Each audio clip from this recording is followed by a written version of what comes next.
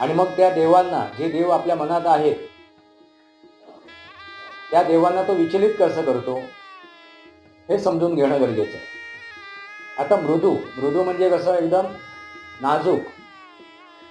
मृदू म्हणजे नाजूक. आपलं मन कसं असं नाजूक असते, मृदू असते.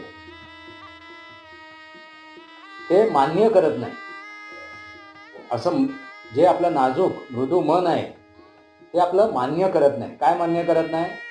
तर आपल्यावरती एखादा आघात होतोय, आपल्यावरती आपल्याला नकारात्मक गोष्टीला सामोरं जावं लागतं, हे मान्य करत नाही. आपण विचलित होतो. आपल्या मनात असे काय प्रसंग घडायला लागले, अशा काय स्थिती निर्माण झाल्या, अशा काय परिस्थिती निर्माण झाल्या, तर आपलं ते नाजूक मन काय होते, विचलित होते. मित्रांनो, लक्षात आलं का?